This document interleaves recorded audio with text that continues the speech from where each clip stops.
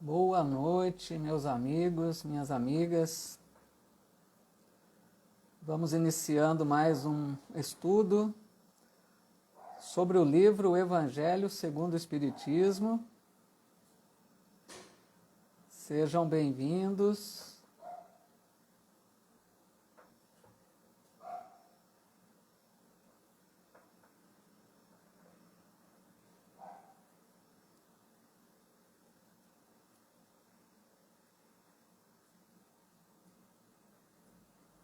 Hoje nós vamos fazer a conclusão do livro. Estudaremos hoje o último capítulo, capítulo 28 do livro O Evangelho segundo o Espiritismo. E assim vamos encerrar esse estudo do livro. Então, foram aí 7 meses aproximadamente que estamos estudando esse livro, desde o início aí do isolamento social. Nós iniciamos em março, provavelmente, e estamos aí concluindo hoje. Sejam muito bem-vindos. Fernanda Fernandes aqui também com a gente já. Boa noite, Fernanda, muito bem-vinda. A Denise Cecília Mariano também. Cláudia Laforga de Toledo, boa noite. A Sônia Fávero. A Lourdes Bonafim Mendes também aqui. A Zuleide, nossa amiga lá da Bahia. A Neuza Beleze. Que bom. Agradeço muito a companhia de vocês, que percebo que muitos de vocês estiveram conosco desde praticamente do início desse estudo. Outros foram chegando depois. Mas o Joaquim Bueno também, nosso amigo que acompanhou bastante esse estudo, aí nos ajudando, compartilhando, trocando ideias. Então, muito obrigado, agradeço de coração a cada um de vocês. Maria Antônia Casadei também chegando, uma boa noite. Pessoal, então vamos, como nós fazemos sempre. Oi, Zeine, Carone, a Zaide também, que legal, boa noite. Sônia Regina Santana, o Sérgio Beleze, que bom, muitos amigos, amigos queridos. Vamos então, como de costume, pedirmos a Jesus, o nosso Mestre, que nos abençoe em mais este momento. Todas as vezes que nós nos reunimos para estudarmos, para conversarmos sobre o Evangelho do Cristo, é um momento muito especial. E a gente precisa aproveitar esses momentos para que nós saibamos aproveitar e assimilar esse conteúdo que nós recebemos do Evangelho, para que ele não fique apenas na nossa mente como mais um conhecimento, mas que ele possa transformar as nossas ações, estar em nosso coração, nas nossas atitudes, nos nossos atos diários. Abençoa, Jesus, mestre amigo, esta noite de estudos, onde vamos concluir o estudo do Evangelho, agradecendo desde já todo o amparo que recebemos durante todo esse tempo em que estivemos estudando. Inspira-nos, Senhor, a cada um de nós, para que nós saibamos receber essa luz que o Evangelho projeta em nós. E saibamos colocá-la em prática na nossa vida diária. Muito obrigado, Senhor. Em Teu nome iniciamos mais essa noite de estudos. Muito bom. Aline e Marcela também, Marco Antônio aí com a gente, a Meire Faustino Augusto, que legal. Pessoal, então hoje nós vamos ver o capítulo 28. O título é Coletânea de Preces Espíritas. Allan Kardec, o título que é atribuído aqui ao capítulo é justamente porque ele vai apresentar várias preces ditadas pelos Espíritos, né? Que sirvam de modelo, de inspiração para nós. Não que elas sejam, como ele diz, é uma regra que tem que ser, que tenhamos que orar dessa forma como eles apresentam, não é isso. Eles apresentam apenas orações para cada ocasião, como nós vamos citar um pouquinho à frente, para que a gente possa perceber a forma como eles colocam, porque eles colocam os princípios doutrinários nas orações, para que a gente aprenda a pedir corretamente, para que a gente aprenda a fazer colocações coerentes, porque a oração tem tudo a ver com o pensamento, com palavras bem colocadas. Bom, então, vou ler um trechinho aqui para a gente iniciar esse capítulo no item número 1, então. No item 1 ele diz assim: os espíritos hão dito sempre, a forma nada vale, o pensamento é tudo. Ore, pois, cada um segundo suas convicções e da maneira que mais o toque. Um bom pensamento vale mais do que grande número de palavras, com as quais nada tenha o coração. Olha que interessante, então, só esse trechinho para a gente comentar alguma coisa. Então, eles começam dizendo que a forma da oração pouco vale, nada vale, ele coloca, né? A forma seria como, né? A extensão, se ela vai ser mais longa, mais curta, quais palavras vão ser usadas, que estilo de oração nós estaremos fazendo, tudo isso é secundário, não tem importância. O principal é o nosso pensamento. As palavras que nós vamos proferir na oração, precisa ver se o pensamento está acompanhando aquilo. O pensamento é tudo, né? E ele diz assim, não tem regras para a oração. Ore cada um segundo suas convicções, ou seja, não quer dizer que a prece do espírita é melhor que a prece do católico, ou a do católico é melhor do que a do evangélico. Não importa a forma da oração, cada um ore segundo as suas convicções, da forma como mais vai ajudar a pessoa a se ligar a Deus. Então não importa, às vezes ela fala, não, mas eu quero fazer uma oração bonita. Por exemplo, para nós espíritas, a prece de Cáritas é uma bela oração, né? Então, o que adianta, às vezes, a pessoa fazer a prece de Cáritas se o pensamento dela não está ali, ela está só repetindo palavras? Não adianta nada isso, né? Então, cada um vai ter a sua forma de orar. A gente não deve procurar imitar outros, cada um desenvolva a sua forma, né? E as orações prontas, então, e decoradas, como citei a de Cáritas, assim nós temos também a oração do Pai Nosso, Ave Maria, tantas outras orações, né? Que, na verdade, são belas orações. Não tem nada de mal a gente fazer, eventualmente, uma oração pronta, assim, uma oração que nós já conhecemos, às vezes até está memorizada, né? A gente fala daquela forma decorada, né?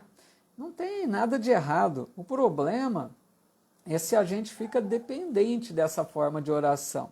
Se a gente vai perdendo aquela espontaneidade de fazer a nossa própria oração, onde a gente coloca o nosso sentimento, o nosso pensamento, onde a gente faz aquela conversa com Deus. Então, a gente procure, né, não ficar preso somente a essas orações prontas, né, mesmo que sejam muito belas, mas que a gente faça as nossas também, né? A nossa conversa com Deus, com Jesus, com os bons espíritos. Então diz também que a prece precisa ser clara e simples, ou seja, a gente precisa colocar palavras que fazem sentido com aquilo que nós estamos pensando. Não adianta às vezes fazer uma oração rebuscada, cheia de palavras difíceis, né? Aquela pessoa que às vezes faz uma oração para impressionar, mas nem fica compreensível às vezes, porque cada palavra deve despertar uma ideia, quer dizer, a palavra tem que ser de acordo com o que se está pensando. Então a gente vai pensando e vai soltando aquelas palavras que vão expressando o nosso sentimento, né? Bom, agora nós vamos ver no item número 2. No item 2, ele vai começar a falar sobre a oração do Pai Nosso, que é muito importante, nós vamos estudá-la aqui hoje também. ele diz assim sobre a oração dominical, né, que é a forma que ela é conhecida também. Os espíritos recomendaram que, encabeçando esta coletânea, puséssemos a oração dominical, não somente como prece, mas também como símbolo.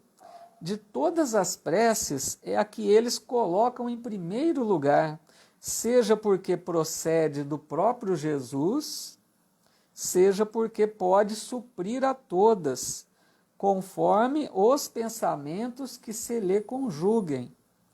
É o mais perfeito modelo de concisão, verdadeira obra-prima de sublimidade na simplicidade. Olha que bela colocação os Espíritos fazem sobre essa oração que Jesus nos ensinou, que é o Pai Nosso, né? Vamos ver algumas coisas que eles dizem ali. Então, primeiro que Jesus nos ensinou. Essa oração está nos evangelhos, porque certa vez os discípulos pediram a Jesus que os ensinasse a orar, e ele então deixa essa oração, né? Está relatado lá no evangelho, a oração do Pai Nosso. Eles falam que é um modelo de concisão, por quê, né? É uma oração que não é tão longa, é uma oração curta, né? Mas que ela apresenta um grande conteúdo.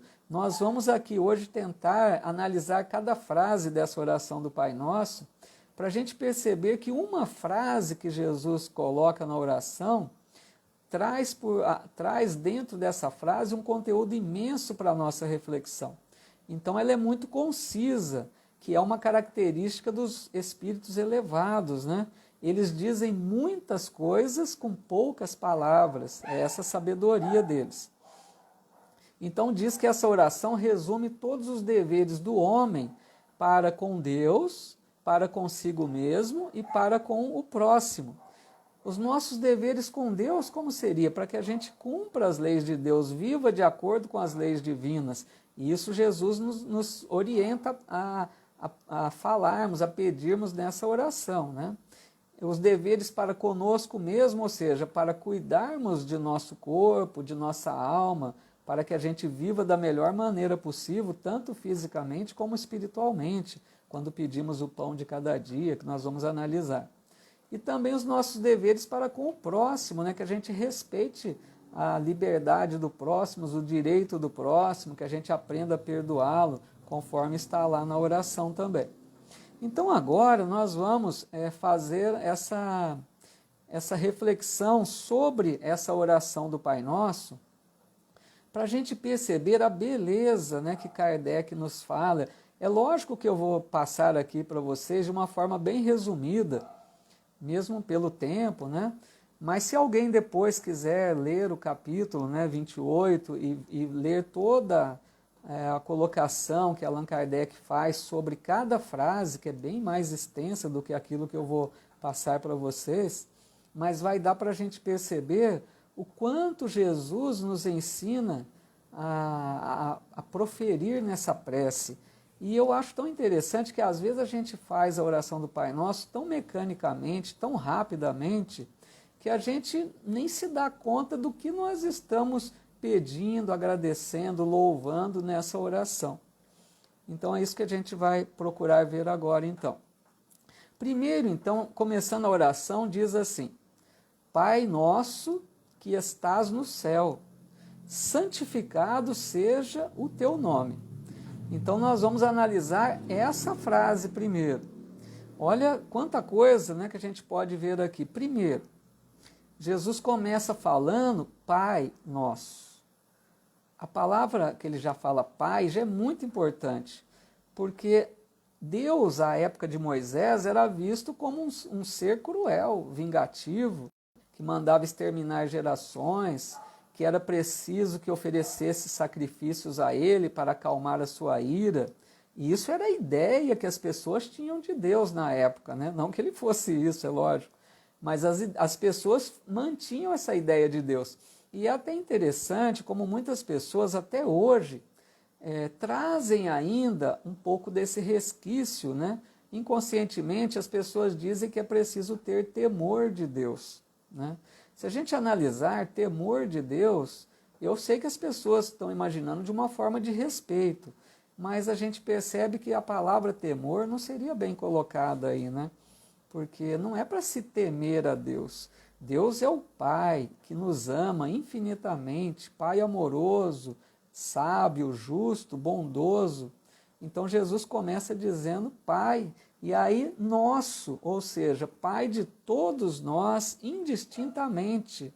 Deus é Pai dos criminosos, dos malfeitores, daqueles que estão agindo no mal, e Ele ama esses filhos da mesma maneira. Isso que é maravilhoso da gente perceber, porque não quer dizer que Deus está aprovando a atitude desses filhos que estão agindo no mal, mas isso mostra que Deus ama todos os seus filhos, porque Deus concede a liberdade de ação.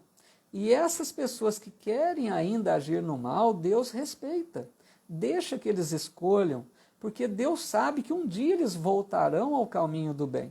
Então Deus ama, entendendo que nesse momento estão como crianças, que ainda precisam aprender muito. E nós provavelmente já passamos por essas fases também. Se hoje a gente já consegue não agir com crueldade, com maldade, não é para recriminarmos outros irmãos que ainda estão assim, porque nós muito provavelmente já também atravessamos essas fases em existências passadas, né? Depois a gente vê nessa colocação, quando ele diz santificado seja o teu nome, quer dizer, nós estamos louvando a Deus. Olha, na oração tem um louvor a Deus, porque Jesus está nos ensinando a reconhecer o poder e bondade de Deus, pela perfeição da criação, por exemplo.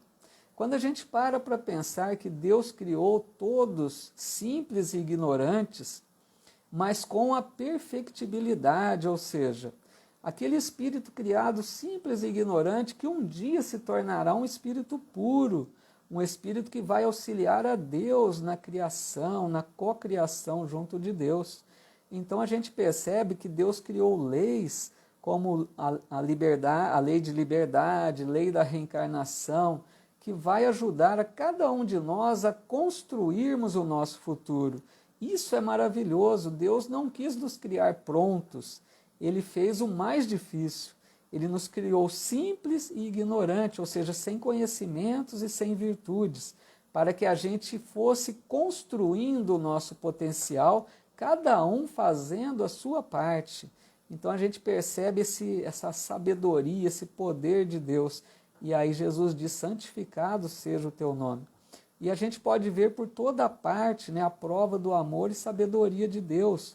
Quando a gente para pensar na harmonia, por exemplo, do universo, são bilhões de galáxias, bilhões, planetas, estrelas, todo esse número espantoso de astros viajando pelo espaço de forma harmoniosa, mantendo as distâncias, propiciando condições de vida, como nós sabemos pela doutrina espírita. Então é uma obra perfeita, a gente deve louvar sempre a Deus por essa grandeza, esse poder, essa sabedoria infinitas do Pai, né? Depois isso então analisando essa primeira frase de forma bem rápida, né? Agora, venha a nós o teu reino. O que Jesus quer nos ensinar, orientando para que a gente diga isso na oração? Ele quer nos ensinar a rogar a Deus para que venha o reino de Deus à terra. Se nós não lembrarmos, a época que Pilatos interroga Jesus, ele pergunta se ele era o rei dos judeus, e Jesus diz, meu reino não é deste mundo. Ou seja, Jesus reina onde tem a paz, o amor, o respeito, a fraternidade, né, nos mundos celestes que nós nem sonhamos imaginar como seja. Fazemos uma ideia apenas muito simples, né? Então, mas ele quer dizer que o reino da paz, do amor, da fraternidade pode também se implantar na terra. E ele nos orienta a rogar a Deus por esse reino. Mas lembrando que Deus nos oferece leis plenas de sabedoria. E essas leis de Deus, se nós as cumpríssemos sempre, nós seríamos muito felizes aqui na Terra. nós não teríamos a dor, a infelicidade, o sofrimento que ainda estão por toda parte na terra. Aqui reinaria a paz e a justiça, se nós já cumpríssemos essa lei de Deus. Então a gente percebe que todas as misérias, todas as dores, sofrimentos que estão na terra ainda, são consequência da violação dessas leis, porque nós não cumprimos essas leis. E aí o que acontece? Deus estipulou consequências, né, para que a gente não erre e não se comprometa demais, somente errando. Então, a hora que a gente comete uma violação contra a lei de Deus, a consequência vem, lei de causa e efeito. E aí, muitas vezes, é a dor, o sofrimento, né, a doença, que são consequências do desrespeito nosso para com as leis sábias e perfeitas de Deus. Mas, diz Allan Kardec, dia virá em que todos cumprirão essas leis aqui na Terra também. E aí sim nós viveremos em paz. Mas é muito importante uma coisa nessa parte da oração. Não basta que a gente peça a Deus, né? Venha a nós o teu reino. Nós precisamos fazer a nossa parte. Será que nós estamos trabalhando para implantar o reino de Deus na Terra? Será que nós estamos sendo um instrumento da paz? Será que nós estamos trabalhando nessa seara do Cristo para darmos não só a nossa palavra, mas muito mais que isso, o nosso exemplo, vivendo essa lei de amor, de perdão, né, de solidariedade, de paciência, tolerância? Isso é muito importante. Aí a gente então estaria pedindo para que esse reino se implantasse na terra. Em sequência, faça-se a tua vontade, assim na terra como no céu. Por que Jesus nos orienta a dizer isso? Para que a gente entenda que é preciso observar as leis de Deus, né? Para que a gente se submeta a essas leis que são criadas para a nossa felicidade. Quando a gente diz seja feita a sua vontade, não a nossa, nós estaríamos dizendo que nós concordamos se as coisas acontecerem na nossa vida de forma diferente daquela que nós esperávamos, ou se as coisas não acontecerem como nós gostaríamos que acontecessem. Então isso seria submeter-se à vontade de Deus, entender que Deus sempre nos oferece o melhor, né? Então, quando o ser humano compreende que Deus tem a sabedoria e a perfeição infinitas, nós iríamos confiar mais, entender mais que a vontade de Deus vai ser por nosso bem. Então, sempre Deus vai nos oferecer o melhor. E essa parte da oração é muito importante aqui na Terra, a gente percebe. Porque quantas vezes na oração a pessoa diz: Deus não ouviu minhas preces, Deus não atendeu o meu pedido. Isso é comum a gente ouvir, né, das pessoas. Quer dizer, ele faz essa oração do Pai Nosso, mas depois ele diz que Deus não atendeu o seu pedido. Porque ele não está ainda compreendendo que nem sempre o seu pedido era o melhor. Porque às vezes a gente pede coisas como encarnado, a nossa visão limitada de encarnado, que a gente quer que as coisas se resolvam já, no presente, imediatamente. Mas Deus nos oferece o melhor como espíritos imortais.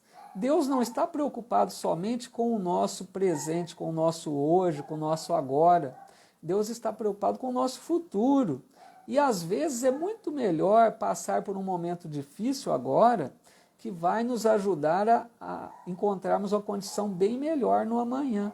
Então vamos sempre lembrar que se as coisas não acontecem como gostaríamos, vamos ter fé de acreditar que Deus está oferecendo o melhor, mas que a gente faça a nossa parte, né? Sempre procurando agir da melhor maneira. Depois, na sequência, dai-nos o pão de cada dia. Olha que importante. Vê como que Jesus coloca, né, várias situações nessa oração. Ele faz pedido, agradecimento, louvor. É uma oração completa. Então, a hora que ele diz, dai-nos o pão de cada dia, ele está nos dizendo que é importante a gente pedir e buscar o alimento indispensável para a nossa sustentação, né? Das forças do corpo. Mas não só das forças do corpo, como também da alma. Nós não precisamos apenas do pão material, mas também do alimento espiritual. Lembra que Jesus já dizia, nem só de pão vive o homem, porque nós precisamos alimentar corpo e alma.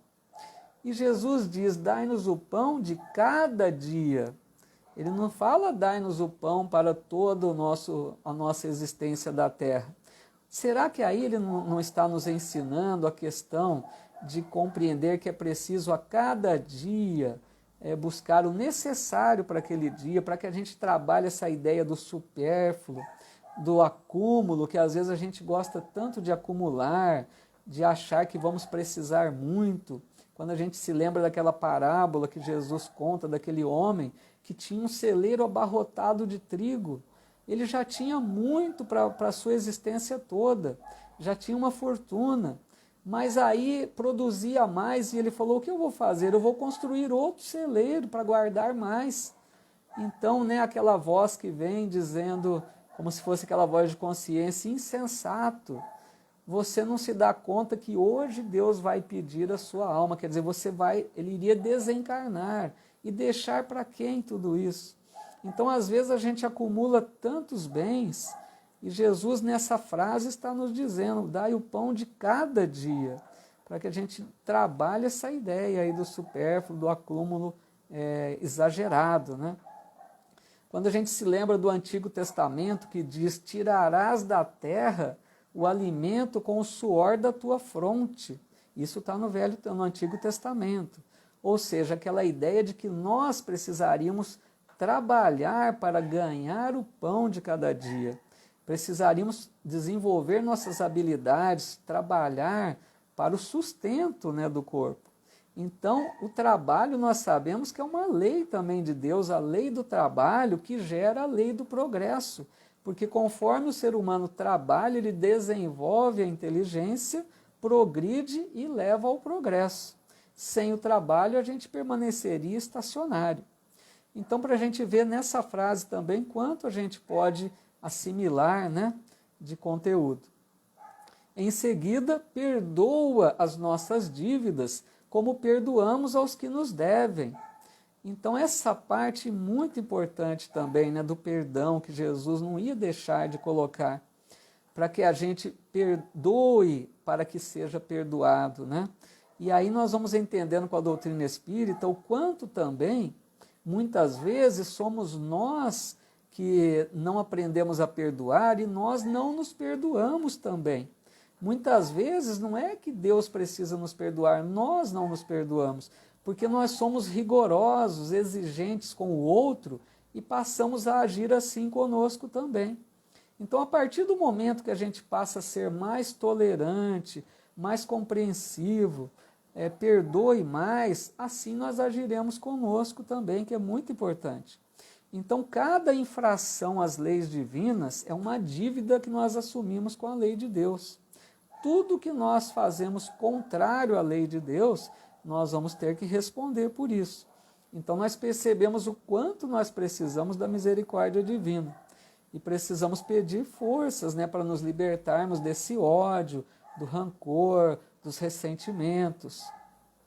E aí tem uma colocação que diz que algumas pessoas podem até achar estranho, né, mas que é muito certa.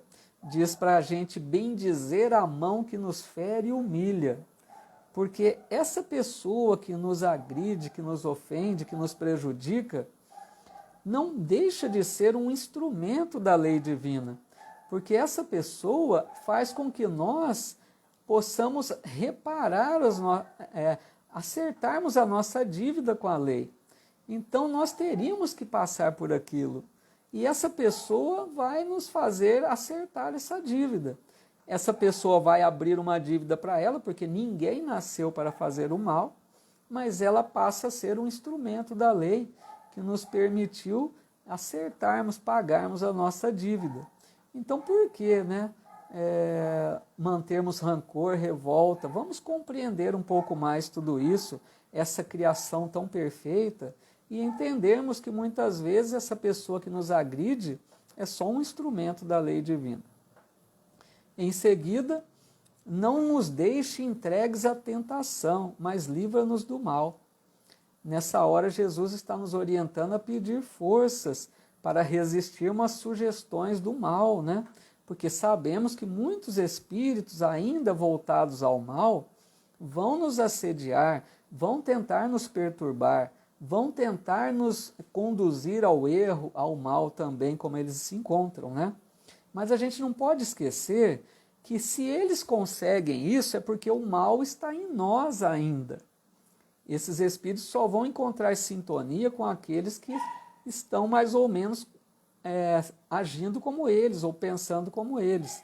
Então nós precisamos reconhecer que nós temos o mal em nós, precisamos trabalhar as nossas imperfeições, porque as nossas imperfeições são porta aberta para o assédio desses irmãos infelizes ainda, né?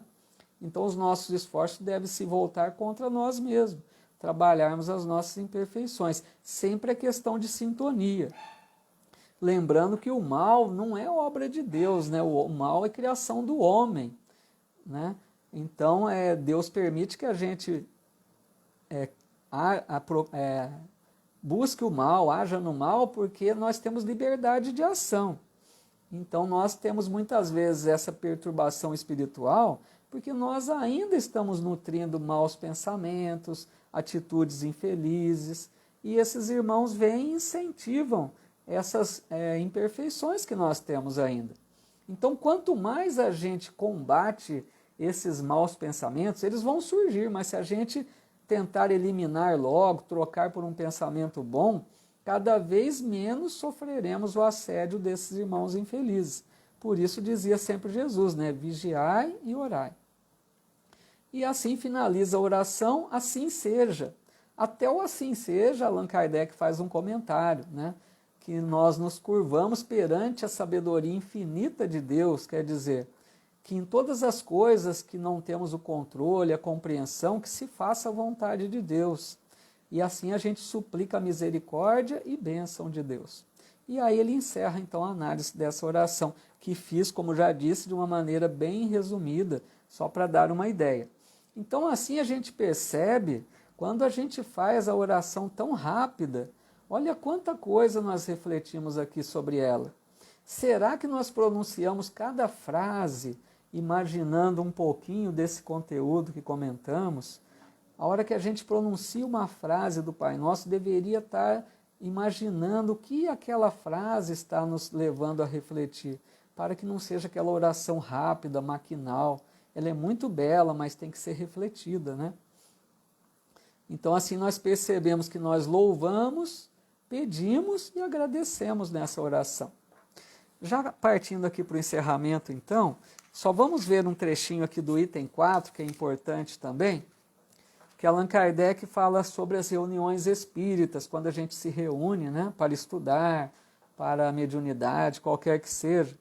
Ele diz assim: onde quer que se encontrem 2 ou 3 pessoas reunidas em meu nome, eu com elas estarei, né? Disse Jesus, aquela frase que nós bem conhecemos, quando estiverem 2 ou mais reunidos em seu nome. Mas Allan Kardec vem explicar que não quer dizer, não basta que a gente esteja reunidos materialmente, porque nós podemos estar ali 4, 5, 6 pessoas, 10 pessoas, estamos reunidos fazendo uma oração, um estudo, e vamos achar que Jesus está entre nós. Ele quer dizer, é preciso que a gente esteja espiritualmente reunidos numa comunhão de pensamentos, com interesse verdadeiro no bem. Então, quando a gente leva o coração puro, com vontade de servir, buscando interesses maiores nessas reuniões, buscando assimilar para poder se tornar melhor, para colaborar para o bem, para ser mais um instrumento da paz na terra, aí sim nós estamos reunidos em nome de Jesus. E Ele se fará presente entre nós através do seu pensamento, dos seus mensageiros. Ele não precisa estar ao nosso lado, né, para que ele esteja entre nós. Então, o que atrai Jesus, diz Allan Kardec, não é o maior ou menor número de pessoas, mas é o sentimento de caridade que anima essas pessoas. Então, assim, a gente vai vendo que depois, nesse capítulo, ele apresenta vários tipos de prece, que é lógico, não vai dar para a gente comentar. Quem quiser depois consultar, eu vou só dar alguns exemplos para vocês perceberem, quem não conhece, né, o capítulo ainda, ele coloca assim, vários modelos de prece, não, volto a dizer, não para que a gente tome como regra de ficar orando somente daquele jeito, mas para a gente ter uma inspiração, uma orientação de como é importante fazer a prece. Então ele faz prece para os médiuns, prece para afastar os maus espíritos, prece para pedir forças para resistir a uma tentação, prece nas aflições da vida, preces por um agonizante, pelos desencarnados, pelos suicidas. Então, assim, são vários modelos de orações que os espíritos ditaram. E Allan Kardec colocou ali nesse capítulo, né, para servir de uma referência para nós. Assim, então, meus amigos, a gente vai encerrando, concluindo o estudo desse livro, era o último capítulo, então, e eu quero aqui renovar mais uma vez o meu agradecimento de todo o coração para a Casa Espírita que nos abriu essa possibilidade, que é a Casa Assistencial Espírita Allan Kardec, aqui da cidade de Bebedouro, São Paulo, a Dora, que é a nossa presidente atual, a Vera, que é colaboradora assídua, toda a diretoria, né? Então, o meu profundo agradecimento por essa confiança que depositaram em nós e essa oportunidade que nos concederam. Quero agradecer de coração também à equipe que, mesmo que uma tarefinha simples, né, básica, como foi feito, mas estivemos reunidos aí trabalhando em conjunto, a Fernanda Fernandes, a Lipa Dovano e a Terezinha Sampaio também, agora minha esposa, que tem colaborado com a gente. Então, meu agradecimento sincero, minha gratidão a cada um de vocês pelo trabalho aí nesses 7 meses com tanta dedicação. E vamos tentar continuar, vamos ver se alguém mais tem fôlego aí, estou pensando em continuar. Na próxima semana nós vamos tentar ver se dá certo, iniciar o estudo do Livro dos Espíritos. Vamos ver se vamos ter fôlego aí para isso. Peço a Deus que dê tudo certo. Sei que nem todos conseguirão acompanhar por ser um estudo aí, né, contínuo, mas aqueles que tiverem a possibilidade, já deixando claro que nós não temos a intenção de ler todas as perguntas do Livro dos Espíritos, porque são muitas, né? Ficaria longo demais, cansativo. A minha ideia é ler algumas questões que aborde cada assunto que é tratado no livro. Porque a hora que a gente lê uma questão e comenta, às vezes a gente já comenta referente a outras, que Allan Kardec faz várias perguntas sobre o mesmo assunto, para deixar bem claro, né? Então a ideia é ler algumas questões de forma básica, muito simples, sem aprofundamento, né? Mesmo porque nem tenho capacidade para isso. Então um estudo básico, lendo algumas questões. Vamos ver se vai dar certo assim, para que a gente continue aí com mais uma atividade, né? Então seria isso. Agradeço a todos que estão aqui conosco. Quantos amigos, quantas amigas que sempre nos apoiaram, participaram conosco aí, deixando comentários, deixando a sua participação. Rogo sempre a Deus que abençoe a cada um de vocês e que todos nós, é muito importante, né, que a gente possa ter tirado um bom proveito de tudo isso que a gente estudou, apesar da simplicidade das minhas colocações, da minha forma de passar, né? Mas eu espero que tenha contribuído para que a gente, todos nós, possamos ter feito boas reflexões sobre esse livro tão importante, que possa ter servido para a gente reavaliar condutas, nossa forma de ação. Tenho certeza que quando a gente estuda o Evangelho, é impossível a gente não modificar em nada. Então, rogando a Jesus que nos ajude a colocar sempre em prática tudo isso, né? Então percebo aqui muitos amigos aqui presentes também, que é uma alegria para nós, Saulo Pita também sempre aí com a gente, a Bianca, Timel, né? Ana Lúcia Olive Matos, a Shirley Santana, grande amiga, também sempre acompanhando, Maria Helena Butião, Heloísa Helena, Lana Silva de Jesus, quantas amigas, né? E amigos. Então, assim, gente, o Sandro Siqueira, um grande amigo também, trabalhador da doutrina lá de Pelotas, Rio Grande do Sul. Um grande abraço, Sandro, Deus te ilumine para continuar o seu trabalho. Então, o Jefferson Dias também aqui com a gente, quantos amigos, o A. Camargo. Então, pessoal, muito obrigado a cada um de vocês. Rogo a Deus que abençoe, para que vocês tirem bom proveito de tudo isso que foi estudado e possam colocar em prática nas suas vidas. Vamos agora, então, fazermos a nossa oração final. E eu quero, nesse momento, agradecer profundamente a espiritualidade amiga da Casa Espírita, os nossos bons amigos espirituais, os nossos amigos protetores, que com certeza nos ampararam, nos inspiraram, a todos nós que participamos dessa atividade durante esse tempo, que nos incentivaram, que nos transmitiram os seus bons pensamentos, que nos ajudaram a manter a paz e a harmonia nos nossos lares, muitas vezes fluidificando as nossas águas. Então é muito importante quando a gente começa uma tarefa, por pequena que seja, e a gente consegue chegar a concluir essa tarefa. Então a minha gratidão a Deus, nosso Pai, a Jesus, o Mestre amorável, e a todos os bons espíritos amigos que com certeza nos ajudaram muito nesse período. Que Deus nos abençoe, nos ilumine, nos fortaleça para que sempre mantenhamos a fé, a disposição, a alegria para levarmos a nossa vida da melhor forma possível, compreendendo que Deus é o Pai imensamente bom, sábio, justo, e está controlando esse planeta Terra perfeitamente. Tudo está no seu devido lugar. Não vamos perder o controle, nem nos desesperar, que nós estamos caminhando para um futuro muito melhor. Que Deus nos abençoe, nos ilumine, nos proteja, nos livre do mal. Fiquemos na sua santa paz. Assim então, meus amigos, minhas amigas, muito obrigado mais uma vez.